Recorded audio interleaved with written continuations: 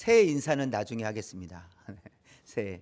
네. 한 해 동안 수고하셨습니다. 이렇게 옆에 분들하고 앞뒤 계신 분 한번 인사할까요? 한 해 동안 수고하셨습니다. 한 해 동안 수고하셨습니다. 네, 한 해 동안 수고하셨습니다. 네. 네, 뭘 수고하셨는지 스스로 생각하시면 되겠습니다. 네, 한 해 동안 또 열심히 또 살아온 것 자체가 우리가 수고한 거죠. 또 우리가 믿음 생활 잘 하려고 한 것 자체가 수고한 거죠. 또 하나님의 말씀에 귀를 기울이는 것 자체가 수고한 거죠. 우리 또 2024년 수고하며 달려왔습니다. 이제 곧 지금 시간으로는 한 30분만 있으면 이제 새해가 되는데요. 또 2025년 또 새로운 마음으로 달려가야 되지 않겠습니까? 그래서 송구 영신은 묵은 한 해를 보내고 또 새해를 맞이한다는 그런 의미잖아요. 그래서 참 송구 영신 예배는 그래서 의미가 있어요. 2024년 주님과 함께 마무리하겠습니다. 그리고 2025년 주님과 함께 시작을 하겠습니다. 얼마나 귀합니까? 이곳에 앉아 계신 우리 성도님들 참 귀하십니다. 그런 마음으로 하나님 앞에 예배 드리시니 하나님께서 얼마나 기뻐하시겠어요. 내가 너와 함께 하겠다라고 그렇게 말씀해 주시지 않으시겠습니까? 제가 1년 전에 송구 영신 예배 이제 시작을 했어요. 그렇죠? 기억이 나시는지 모르겠어요. 네, 송구 영신 예배 때가 이제 제가 이제 처음으로 이제 말씀을 전하면서 시작을 했는데 이스라엘 백성들이 출애굽할 때 모세가 리더가 되어서 이 이스라엘 백성들이 이끌고 나가던 내용을 다루었어요. 생각 나시는지 모르겠어요. 생각 안 나셔도 괜찮아요. 출애굽기 14장에 있는 이제 말씀을 가지고 제가 말씀을 전했었는데 그리고 이제 1년이 지난 이제 오늘 이제 모세의 뒤를 이은 이 영적 지도자인 이 여호수아가 이스라엘 백성들을 이제 이끌고 가야 되는 시점의 이야기를 함께 나누려고 합니다. 모세와 이 여호수아가 감당해야 될 일은 개인적인 목적이나 어떤 목표를 이루기 위한 것이 아니었어요. 개인적인 일이 아니었고 하나님께서 모세를 택하여 이스라엘을 애굽에서 인도하여 내서 그다음에 가나안 땅으로 옮기시려는 그런 하나님의 계획이셨어요. 그러니까 모세가 하고 싶어서 한 것도 아니고 모세가 계획한 일도 아니에요. 하나님께서 모세를 통해서 일하시고 계신다는 거예요. 또 마찬가지로 여호수아도 모세를 이어서 하나님의 뜻을 이루기 위하여 지금 쓰임 받기 위하여 세워졌다라는 거예요. 그러니까 세워진 거예요. 여호수아가 스스로 내가 이렇게 해보겠다라고 한 것이 아니라 하나님께서 여호수아를 세우셨다. 그리고 여호수아도 이 모세처럼 하나님의 뜻을 위해서 하나님께서 원하시는 일을 위해서 지금 그 길을 걸어가고 있다, 달려가고 있다는 것을 볼 수 있습니다. 모세와 여호수아는 미래에 일어날 일을 가늠하기 어려웠을 거예요. 그러나 하나님께서는 분명한 목적과 목표 속에서 이스라엘 백성들을 안전하게 가나안 땅까지 이끌어 가셨다는 거예요. 근데 모세의 눈에 또 여호수아 눈에는 아직 가나안 땅이 보이지 않았거든요. 그러니까 막막했을 수도 있습니다. 어떻게 이 많은 백성들을 데리고 갈 수 있을까 이런 생각을 했을 거예요. 그러나 하나님께서는 분명한 목적과 목표를 가지시고 이스라엘 백성들을 이끌고 가셨다. 하나님께서 그 일을 하셨다라는 것을 알 수 있습니다. 그래서 우리 눈에는 앞이 보이지 않아도 하나님을 신뢰하며 믿음으로 걷는 길은 소망의 길이 될 줄 믿습니다. 그러니까 소망의 길이라는 것은 사실 우리는 소망의 길을 만들어낼 수가 없어요. 우리는 소망의 길을 만들어낼 수 없지만 하나님께서 우리를 이끌어 가심을 믿고 확신하고 믿음으로 하나님의 말씀을 의지하여 살아가는 것, 그것이 바로 소망의 길인 줄 믿습니다. 그래서 2025년 우리가 기대는 하고 있지만 보이지는 않습니다. 2025년 우리에게 어떤 일들이 일어날지 우리는 알 수 없고 아직 눈에 보이지 않습니다. 그러나 2025년을 우리가 하나님을 신뢰하며 믿음으로 걸어간다면 2025년이 소망의 해가 될 줄 믿습니다.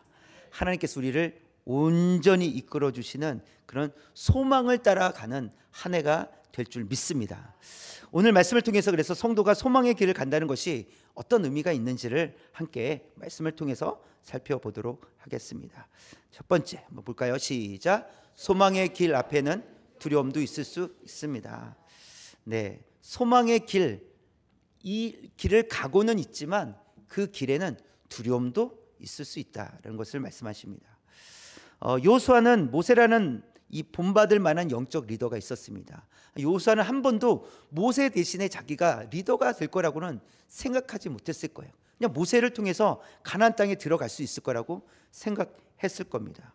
그래서 모세만 잘 따라가면, 영적 지도자 모세만 잘 따라가면 되겠지? 이런 생각을 했을 거예요. 그리고 요수아는 또 모세를 돕는 자였어요. 그래서 군인으로서 그 역할을 감당했던, 그래서 용맹스럽게 싸웠던 사람이 바로 요수아입니다. 출애굽기 17장 13절에 보니까 볼까요? 시작. 요수아가 칼날로 아말렉과 그 백성을 쳐서 무찌르니라. 요수아가 하는 역할은, 이제 모세는 전체적으로 영적 리더로서 끌고 간다면 이 요수아는 용맹스럽게 싸워주었던 사람이에요. 요수아는 그 일을 잘하면 되는 거예요. 요수아의 장점이기도 하겠죠. 잘하는 일일 거예요. 이렇듯 모세는 리더로서의 그 역할을 했고, 이 요수아는 모세를 돕는 역할을 감당하고 있었습니다. 그랬는데 모세가 죽은 거예요. 그리고 그 이후에 이스라엘 백성들을 책임질 리더로서 이 요수아가 하나님의 부르심을 받아 세워지게 됩니다. 그래서 1절 볼까요? 1절에 시작. 여호와의 종 모세가 죽은 후에 여호와께서 모세의 수종자 눈의 아들 여호수아에게 말씀하여 이르시되, 네, 모세가 죽은 후에 하나님께서는 눈의 아들 여호수아를 부르셨다라는 거예요. 말씀하여 이르시되, 그리고 감당해야 될 사명을 이제 하나님께서 말씀을 하시는데요. 2절에 있는 말씀입니다. 처음부터 시작. 내 종 모세가 죽었으니 이제 너는 이 모든 백성과 더불어 일어나 이 요단을 건너 내가 그들 곧 이스라엘 자손에게 주는 그 땅으로 가라. 네, 새로운 명령은 아니었습니다. 모세에게 주셨던 명령이었어요. 그런데 리더가 바뀐 거죠. 모세가 있었으면 여호수아는 그렇게 큰 걱정거리가 없었을 거예요. 그렇게 두려워할 필요도 없었을 거예요. 모세가 이끌고 가기 때문에. 그러나 모세는 이제 죽었습니다. 그리고 이제 모세가 없는 상태에서 이 여호수아는 이스라엘 백성들 약 200만에서 250만 명이나 되는 그 많은 이스라엘 백성들을 이끌고 가나안 땅으로 가야만 했다라는 것이죠. 그런데 한 가지 중요한 것은 무엇이냐면, 지금 모세는 죽었잖아요. 그러니까 모세가 죽어서 리더는 사라질 수 있지만, 그러나 하나님의 뜻은 사라지지 않고 계속해서 하나님의 뜻은 성취되어져 가고 있다라는 거예요. 그러니까 모세가 죽었지만 그렇다고 해서 하나님께서 명령하신 말씀, 하나님의 뜻이 사라져 버린 것이냐? 그것은 아니라는 거예요. 계속해서 여호수아를 통해서 하나님은 그것을 이루어 가신다, 이끌고 가신다는 것을 우리에게 말씀해 주십니다. 그래서 소망의 길이란 사람이 만들어가는 길이 아니라 하나님께서 이미 만들어 놓으신 길을 믿음을 가지고 걸어가는 것, 걸어가는 길이 바로 소망의 길인 줄 믿습니다. 그래서 3절에서 하나님께서 말씀을 하시는데요. 3절 시작. 내가 모세에게 말한 바와 같이 너희 발바닥으로 밟는 모든 것은 모두 내가 너희에게 주었노니. 네, 주었다라고 했어요. 모두 너희에게 주었다라고 했어요. 이 주었다라는 단어는요, 능동적 완료형이에요. 뭐냐면 하나님께서 능동적으로 하나님께서 이루셨다는 건데, 완료형이라는 것은 이미 이루어졌다라는 거예요. 이 단어는 그런 의미를 갖고 있어요. 주었다라는 것은 이미 완료되었다, 과거에 완료되었다, 이런 의미예요. 그래서 우리는 표현할 때 이렇게 했습니다라고 한 것은 한 거예요, 할 예정이에요? 한 거죠. 했습니다라고 하는 것은 한 거란 말이죠. 그것처럼 이건 주었다라고 하는 것은 이미 이루어졌다, 이미 준 것이다라는 의미로서 쓰여진 말입니다.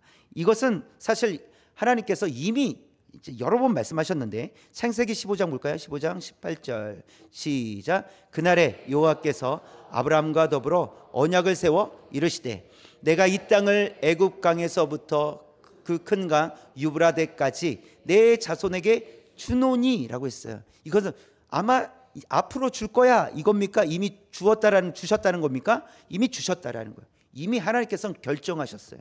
이미 다 이루어 놓으셨다는 거예요. 주신 거예요. 주신 거. 이것을 차지하기 위해서 사실 인간의 입장에서는 그렇게 노력할 게 없어요. 하나님께서 주신 거기 때문에 하나님의 말씀만 의지하여 나아가면 그걸 받게 되는 거예요. 지금 그것을 말씀하시는 거예요. 또 민수기 27장 12절도 볼까요? 시작. 여호와께서 모세에게 이르시되 너는 이 아바림 산에 올라가서 내가 이스라엘 자손에게 준 땅을 바라보라. 네, 이스라엘 자손에게 어떻게 한 땅이요? 준 땅을 주었다는 거예요. 아직 밟지도 못했는데 주었다라고 말씀하시는 거예요. 그렇게 표현하고 계시죠? 신명기 1장 21절에도 시작. 너희 하나님 여호와께서 이 땅을 너희 앞에 두셨은즉 너희 조상의 하나님 여호와께서 너희에게 이르신 대로 올라가서 차지하라. 두려워하지 말라, 주저하지 말라 한즉. 왜 두려워하지 말라고 하고 왜 주저하지 말라고 하는 겁니까? 이미 주셨기 때문에. 이건 내가 너에게 이미 주었다. 그렇기 때문에 주저하지 말아라, 두려워하지 말라라. 이거는 너희가 차지하게 된다라고 말씀해 주고 있습니다. 그래서 여호수아가 걸어가는 길은 하나님께서 이미 열어놓으신 길을 걸어가는 거예요. 하나님께서 이미 주신 땅을 향해서 걸어가는 것입니다. 그럼에도 불구하고 여호수아 안에는 두려움이 있었다는 것을 알 수 있어요. 그럼에도 불구하고 우리도 마찬가지 아닙니까? 우리가 하나님 믿습니다. 하나님 모든 온 땅의 왕이십니다. 모든 것을 성취하시고 모든 것을 이루시는 분이십니다. 능치 못할 일이 없으십니다 라고 고백하지만 우리는 그럼에도 불구하고 하나님을 전적으로 믿는다고 우리는 고백하지만 또 우리는 두려워할 때가 있다는 거예요. 두려워하는 마음이 있다는 거예요. 여호수아에게 두려움이 있다는 것을 이미 하나님께서는 다 알고 계셨어요. 그래서 반복적으로 계속 말씀하시는 내용이 있어요. 6절 볼까요? 6절 붉은 것이 시작. 강하고 담대하라. 그 땅을 차지하게 하리라. 이렇게 말씀하시는 거예요. 강하고 담대하라. 차지하게 하리라. 강하고 담대하라. 7절 볼까요? 붉은 것이 시작. 오직 강하고 극히 담대하여 네, 형통하리니. 오직 강하고 극히 담대하여. 담대해라. 담대해라. 강해라. 두려워하지 말아라. 그러면 형통하게 될 것이다. 이렇게 말씀하십니다. 9절도 볼까요? 9절 붉은 것이 시작. 강하고 담대하라. 두려워하지 말며 놀라지 말라. 내 하나님 여호와가 너와 함께 하느니라 하시니라. 네, 지금 똑같은 의미의 말씀을 여러 번 6절에서도 7절에서도 9절에서도 지금 말씀하고 계시는 거예요. 강하고 담대하라. 두려워하지 말라. 놀라지 말라. 내가 너와 함께 하겠다. 너 분명히 차지하게 될 거야. 그러니 두려워하지 말라라고 하나님께서 말씀해 주고 계십니다. 그럼에도 불구하고 여호수아는 두려웠을 거라는 거예요. 왜죠? 왜 두려웠을까요? 아직 가보지 않아서, 아직 경험해 보지 않아서, 아직 보이지 않는 거예요. 밟아보지 못했어요. 그렇기 때문에 여호수아의 입장에서는 그것이 두려울 수 있다라고 말할 수 있습니다. 그리고 앞으로 어떤 일이 일어날지 알 수가 없어요. 좋은 일만 있었으면 좋겠죠. 행복한 일만 있으면 얼마나 좋겠습니까? 그러나 우리가 하나님을 의지하여 믿음으로 살아갈 때에도 성경에 나오는 많은 인물들을 보니까 고난이 많이 있었습니다. 고통이 많이 있었어요. 그런데 그것은 주님 때문에, 예수님 때문에 당한 고난, 하나님의 말씀을 따라 온전히 순종하면서 살아갈 때 받는 고난이 있었다라는 거예요. 그래서 하나님을 온전히 따라갈 때 그런 고난이 있을 수밖에 없다라는 거예요. 그리고 그렇게 믿음으로 가려고 하니 보이지도 않죠. 그래서 여호수아처럼 두려워하는 마음이 우리에게 있을 수 있다라는 사실입니다. 이것은 예수님의 제자들도 마찬가지였어요. 예수님의 제자들도 여호수아처럼 같은 심정이었을 거예요. 예수님께서 십자가에서 죽으시고 3일 만에 부활하신 이후에 40일 동안 계셨어요. 그리고 몇 번 제자들에게 나타나셔서 하나님 말씀을 가르치셨어요. 이렇게 해야 된다. 이렇게 해야 된다. 그리고 나서 40일이 지나서 예수님 이제 승천하신 거예요. 하늘로 올라가셨습니다. 이제 제자들은 예수님 없이 어떻게 해야 됩니까? 사명을 감당해야 되는 거예요. 예수님이 이제 더 이상 눈에 보이지 않아요. 그리고 사명을 감당해야 됩니다. 그들은 과연 잘할 수 있을까? 내가 잘할 수 있을까? 베드로만 봐도 내가 예수님을 3번이나 부인했던 그때가 불과 얼마 지나지 몇 달 지나지도 않았는데 난 잘할 수 있을까? 40일 전에, 그렇죠? 40 며칠 전에 난 잘할 수 있을까? 이런 생각을 했을 겁니다. 그러나 예수님께서 약속하신 성령을 보내주셨고 두려워하는 제자들은 그 어느 때보다도 담대하게 복음을 전하며 살아갔다라는 거예요. 그것은 제자들이 할 수 있어서가 아니라 예수님께서 약속하신 성령, 그 성령을 보내주셔서 담대하게 그 사역을 감당할 수 있도록 하셨다라는 거예요. 누가 일하신 겁니까? 하나님께서 성령을 통하여서 일하신 거라는 거예요. 예수님께서 성령을 보내주셔서 일하셨다라는 거예요. 그럼에도 불구하고, 그렇게 담대하게 복음을 전함에도 불구하고 동시에 성경을 읽어보니까 여러 가지 환난과 핍박들이 제자들에게 있었다라는 거예요. 그때 일어난 일들 중에 하나, 이게 큰 사건들 중에 하나가 무엇이냐면, 스데반 집사가, 7 집사 중에 한 명인 스데반 집사가 돌에 맞아 순교하게 됩니다. 초창기에. 또 예수님의 제자 중에 야고보가 제일 먼저 순교하게 돼요. 그리고 베드로는 옥에 갇히게 됩니다. 그리고 성경의 기록에 보면 명절 후에 사형이 집행될 거라고 그렇게 기록이 되어 있어요. 다행히 주의 천사가 나타나서 베드로를 이끌고 나왔잖아요. 그러니까 지금 제자들의 입장에서 보면 제자들이 뭔가 스스로 할 수 있는 일이 없다라는 거예요. 두려운 일들만 일어나고 있다라는 것이죠.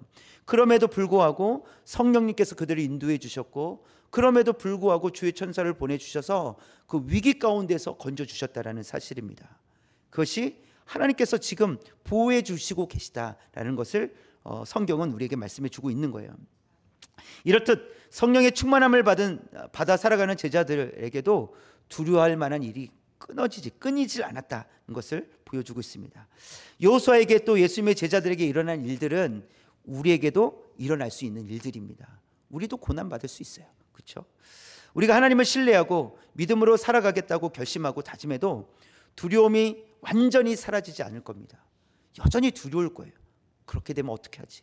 저렇게 되면 어떻게 하지? 이런 일이 일어나면 어떻게 하지? 라는 그런 두려움이 우리에게 있을 겁니다. 그러나 우리는 기억해야 돼요. 예수님께서 이미 우리가 가야 될 길을 다 마련해 놓으셨다는 사실입니다. 여러분 믿으십니까? 하나님께서는 우리가 아직 보이지 않고, 우리는 보이지 않고 볼 수도 없는 그 길을 다 마련해 놓으셨다라는 거예요. 그래서 우리를 향해서도 말씀하시는 거예요. 여호수아에게 말씀해 주셨던 하나님께서 우리에게도 말씀하시는 거예요. 이 9절에 있는 말씀 다시 한번 처음부터 시작. 내가 내게 명령한 것이 아니냐? 강하고 담대하라. 두려워하지 말며 놀라지 말라. 내가 어디로 가든지 내 하나님 여호와가 너와 함께 하느니라 하시니라. 아멘. 하나님께서 함께 하신다는 거예요. 여러분, 지금까지 우리와 함께 하신 하나님, 그리고 지켜주신 하나님, 앞으로도 우리는 아직 눈에 보이지 않지만, 어떤 길이 펼쳐질지 알 수 없고, 어떤 사건들이, 어떤 일들이 내 눈앞에 펼쳐질지 알 수 없지만, 하나님께서 우리를 보호해 주시겠습니까? 보호해 주시지 않으시겠습니까? 보호해 주신다는 거예요. 하나님께서 우리를 보호해 주실 줄 믿습니다. 이 믿음을 가지고 이 말씀을 붙들고 2025년을 또 살아가는 저와 여러분, 또 이 말씀이 소망의 말씀으로서 우리가 강하고 담대하고 두려워하지 않겠습니다. 하나님께서 이끄시는 대로 나아가겠습니다. 그렇게 선포하는 저와 여러분 되시길 주님의 이름으로 축원합니다. 두 번째 볼까요? 두 번째 시작. 하나님께서 말씀과 성령으로 이끄십니다. 네, 하나님께서 우리를 어떻게 이끌어 가시느냐? 말씀과 성령으로 이끌어 가신다. 그래서 하나님께서 여호수아에게 두려워하지 말고 강하고 담대하라는 말씀을 반복적으로 하시면서 또 주셨던 말씀이 있어요. 8절에 있는 말씀이에요. 시작. 이 율법책을 내 입에서 떠나지 말게 하며 주야로 그것을 묵상하여 그 안에 기록된 대로 다 지켜 행하라. 그리하면 내 길이 평탄하게 될 것이며 내가 형통하리라. 아멘. 하나님께서 여호수아에게 이렇게 말씀하시는 거예요. 여호수아야, 너를 정말 강하고 담대하게 해주는 것은 내가 이미 너에게 모세를 통해서 내가 주었다. 말씀을 주었다. 그 말씀을 붙들면 너가 담대하게 살아갈 수 있단다. 이렇게 말씀하신 거예요. 그러니 말씀 외에는 눈을 돌리지 말아라. 말씀만 바라봐라. 내 말, 내가 준 그 말씀만 바라보며 살아라. 그러면 말씀이 너를 평탄하게, 너를 형통하게 이끌어 주실 거다. 이끌 거다라고 하나님께서 지금 말씀해 주시는 거예요. 그러니 말씀만 바라봐라 라고 하시는 거죠. 여러분, 하나님의 말씀에는 그래서 힘이 있습니다. 왜냐하면 하나님의 말씀, 하나님께서 주신 약속의 말씀이기 때문에 전능하신 하나님, 온 땅을 창조하신 하나님께서 주신 말씀이 있잖아요. 그러니 하나님 모든 것을 다 알고 계시다라는 거예요. 우리의 모든 것을 다 알고 계시다라는 거예요. 과거의 모든 것을 다 알고 계시는 것이 아니라 우리의 미래의 모든 것을 다 알고 계시다라는 거예요. 과거부터 미래까지 모든 것을 다 알고 계신 하나님께서 약속해 주시는 거죠. 말씀하시는 거예요. 내가 너를 형통하게 하겠다. 너를 평탄하게 하겠다. 그러니 차로나 우로나 치우치지 말고 말씀만 의지해라 라고 가르쳐 주시는 거예요. 그러니 하나님께서 주신 이 말씀, 약속의 말씀으로 인해서 우리는 두려워하지 않아도 된다는 것을 말씀하십니다. 이 사실을 알았던 다윗은 하나님께 먼저 항상 묻는 그런 행동을 하게 됩니다. 사무엘상 23장 2절 다윗이 고백을 하는 거예요. 시작. 이에 다윗이 여호와께 묻자와 이르되 내가 가서 이 블레셋 사람들을 치리이까? 여호와께서 다윗에게 이르시되 가서 블레셋 사람들을 치고 그 일날을 구원하라 하시니. 네, 다윗은 하나님의 뜻을 구하는 사람이었어요. 하나님의 말씀을 의지하는 사람이었죠. 그래서 하나님께 뜻을 묻는 거예요. 하나님 어떻게 해야 되겠습니까? 가르쳐 주십시오. 그럴 때 하나님께서 말씀해 주셨어요. 가서 구원해라. 가서 싸우라는 거예요. 그리고 승리를 이미 주신 거예요. 그렇죠? 그 일날을 구원하라 라고 말씀하신 것은 이미 승리를 주셨다라는 겁니다. 죄송합니다.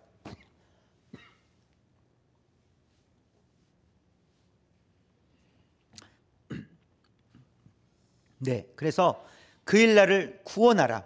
이미 구원을 허락하셨다라는 것을 말씀해 주고 있습니다.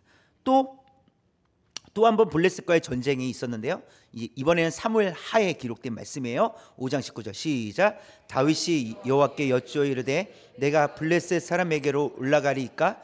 여호와께서 그들을 내 손에 넘기시겠나이까 하니 여호와께서 다윗에게 말씀하시되 올라가라. 내가 반드시 블레셋 사람을 내 손에 넘기리라 하신지라. 아멘. 다윗은 하나님께 물었을 때 하나님께서는 그것을 어떻게 하실지를 가르쳐 주셨다라는 겁니다. 여러분 2025년 여러분 어떻게 또 믿음으로 나아가시겠습니까? 이 다윗처럼 우리도 하나님께 묻는 자들이 되길 원합니다. 하나님 어떻게 해야 되겠습니까? 하나님 제게도 가르쳐 주십시오. 제가 이것을 해야 되겠습니까?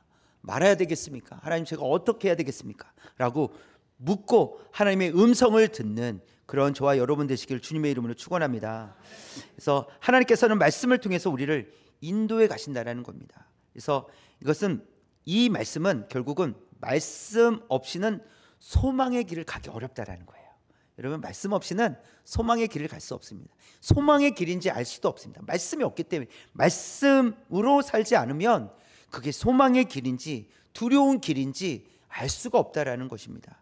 그래서 우리가 2025년 하나님의 말씀을 붙들고 하나님께서 주시는 이 말씀을 붙들고 우리가 하나님께 묻고 하나님 어떻게 할까요? 하나님께서 원하시는 것이 무엇입니까? 이렇게 물으며 살아갈 때 하나님의 뜻을 받아 우리가 소망의 길을 걸어 가시기를 주님의 이름으로 다시 한번 축원합니다. 그렇다면 예수님의 제자들은 어땠을까? 또 우리가 생각을 해보길 원합니다. 예수님의 제자들 성령의 충만함을 받아서 소망의 길을 제자들은 걸어가게 됩니다. 이것은 예수님의 약속대로 성령이 이 땅에 오셨기 때문에 그래요. 그래서 사도행전 1장 8절에 보시면 시작.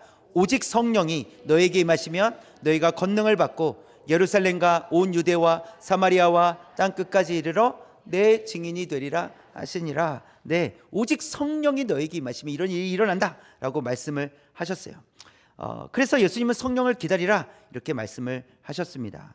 그리고 성령으로 충만한 제자들은 이제 새 힘을 얻어서 또 힘있게 복음을 전하게 되었는데요. 그래서 사실 제자들의 삶은 복음을 전하면서도 핍박과 고난이 끊어지지는 않았습니다. 그럼에도 불구하고 성령께서 이끌어 주셔서 새 힘을 가지고 힘있게 살아가는 것을 볼 수 있는데 복음을 전하는 것을 볼 수 있는데 사도행전 4장 8절 볼까요? 시작. 이에 베드로가 성령이 충만하여 이르되 백성의 관리들과 장로들아 할 말이 있다 이런 거죠. 네, 도망치지 않는다는 거예요. 담대하게 성령이 충만하여서 말하고 있다. 성령께서 베드로를 이끌어 주시고 계시다는 것을 알 수 있습니다. 또 11장 12절 보시면 시작. 성령이 내게 명하사 아무 의심 말고 함께 가라 하심에 이 6 형제도 나와 함께 가서 그 사람의 집에 들어가니 성령이 내게 명하사라고 했어요. 아무 의심하지 말고 함께 가라. 네, 세임을 의심하지 말라. 내가 너와 함께 하겠다. 함께 가라. 이끌어 주겠다라고 말씀하시는 거예요. 성령께서 이 일을 하신다라는 것을 말씀해 주십니다. 그래서 이렇듯 하나님께서는 성령으로 성도들을 이끌어 가시는 줄 믿습니다. 이곳에 계신 우리 성도님들께서 성령의 충만함을 통해서 또 성령의 이끄심을 받아서 말씀을 붙들고 또 살아갈 때 고난 중에서도 하나님께서 순조롭게 하시는 그 은혜를 맛보시기를 주님의 이름으로 축원합니다. 마지막 3번째인데요. 3번째 시작. 하나님의 뜻대로 이루어진 결과를 우리는 보았습니다. 네, 요사는 두려운 마음으로 시작을 했어요. 그러나 하나님께서 약속하신 대로 요사를 통해서 이스라엘 백성들은 결국 어디에 들어가게 됩니까? 가나안 땅에 들어가게 됩니다. 가나안 땅을 정복하게 돼요. 요단강을 건넌 후 처음 전쟁을 치른 이 여리고성부터 하나님의 승리는 대단하셨어요. 하나님의 말씀대로 7일 동안 침묵하고 여리고성을 돌기만 했는데 무너져 내린 거예요. 이게 얼마나 엄청난 일입니까? 그렇죠? 이것은 하나님께서 이루시고 계시다는 것을 지금 보고 있다라는 거예요. 이스라엘 백성들은 또 그럼에도 불구하고 실수도 있었지만 하나님께서는 결국 실수하는 이스라엘 백성들을 끝까지 이끌고 가나안 땅에 들어가시고 가나안 땅을 정복할 수 있도록 이끌어 주셨다라는 사실입니다. 예수님의 제자들에게도 엄청난 일들이 일어나기 시작했어요. 베드로가 설교했을 때 3,000명, 5,000명이 예수님 믿겠다고 그렇게 주께로 돌아왔고요. 성경에 이름이 기록되지도 않은 무명의 그리스도인들이 복음을 전하면서 이방인을 위한 교회가 세워지기도 했어요. 그들은 이름도 없어요. 베드로, 제자들은 베드로, 그렇죠? 야고보, 요한 이름이라도 있죠. 아, 베드로 참 대단하다. 바울 참 대단하다. 그러나 이방인 교회를 개척한 무명의 그리스도인들, 그들은 이름도 기록되지 않습니다. 그냥 복음을 전했던 사람들이라고만 성경은 말씀하고 있어요. 바울은 1차, 2차, 3차 전도 여행을 통해서 갈라디아 교회, 빌립보, 데살로니가 교회, 고린도 교회, 또 에베소 교회 여러 교회들을 개척을 합니다. 이것은 하나님의 말씀대로 이루어지고 있다는 사실이에요. 그래서 하나님께서 말씀을 통해서 요사를 이끌어 주셨을 때 요사는 가나안 땅에 들어가게 됩니다. 성령님께서 제자들과 함께하여 주셨을 때 그들은 담대하게 복음을 전하게 됐고, 그리고 교회가 개척되고, 이것이 국내, 그러니까 이 유대 지역뿐만이 아니라 유대 밖에 있는 이방인 교회들이 세워지기 시작했다라는 거예요. 이것은 하나님의 말씀대로 이루어졌다라는 사실입니다. 그리고 우리는 기록된 하나님의 말씀을 통해서 정말 하나님의 말씀대로 이루어지는구나를 우리는 보게 된다는 거예요. 우리는 보았어요. 그래서 보았다라는 거예요. 하나님께서 이루시는구나, 이끌어 가시는구나. 그렇다면 하나님은 우리도 안전하게 이끌어 가시겠구나라고 우리가 믿음으로 고백할 수 있다는 사실입니다. 그렇다면 우리는 앞으로 어떻게 되겠습니까? 우리는 당장 앞에 있는 것이 아니라 미래, 먼 미래, 우리가 결과적으로 우리는 어떻게 되느냐? 요한계시록 7장 9절 10절인데요. 9절 10절 9절 시작. 일 후에 내가 보니 각 나라와 족속과 백성과 방언에서 아무도 능히 셀 수 없는 큰 무리가 나와 흰 옷을 입고 손에 종려 가지를 들고 보좌 앞과 어린 양 앞에 서서 10절 큰 소리로 외쳐 이르되 구원하심이 보좌에 앉으신 우리 하나님과 어린 양에게 있도다 하니 아멘. 우리가 가게 될 영원한 하나님 나라에서 우리는 영원토록 하나님을 찬양하게 되는 거예요. 하나님을 예배하게 될 줄 믿습니다. 그 말은 그러니까 영원한 하나님 나라에 가기까지는 또 지금부터 영원한 하나님 나라에 가기까지는 또 과정이 있겠죠. 그 사이가 있겠죠. 그것도 우리는 사실 보이진 않습니다. 그러나 우리가 이 소망의 말씀을 우리가 붙들고 살아갈 때 결국은 우리는 영원한 하나님 나라에서 영원토록 하나님을 찬양하고 예배하게 될 터인데, 이 과정이 두려운 일들이 혹 있을지라도, 내가 감당하기 어려운 일들이 혹 있을지라도 그 나라를 바라보며, 그 영원한 하나님 나라를 바라보며 이 길을 우리가 걸어갈 수 있다라는 사실입니다. 2025년 우리는 어떤 모습으로 살아가야 할까요? 우리는 어떤 모습으로 살아가야 할까요? 우리 2025년 표처럼 말씀을 진심으로 대하는 성도들이 되길 원합니다. 예배를 전심으로 드리는 성도님들 되시길 원합니다. 그래서 2025년은 더욱 말씀에 집중하는 거예요. 또 예배에 집중하는 겁니다. 결국 말씀과 예배는 떨어뜨릴 수가 없어요. 그러니까 예배에는 말씀이 있잖아요. 그렇죠? 그렇죠? 그리고 우리가 하나님의 말씀을 따라 살아가는 것 자체가 삶의 예배예요. 그래서 예배는 이 시간만 예배가 아니라 우리 삶 전체가 예배가 되어야 된다는 사실입니다. 그런 의미로서 말씀이 있어야 예배하는 삶을 살아갈 수 있다는 것입니다. 말씀에 진심인 성도, 예배를 전심으로 드리는 성도로 살아갈 때 하나님께서 평탄한 길과 형통한 길을 우리에게 주실 줄 믿습니다. 아멘. 기도하겠습니다.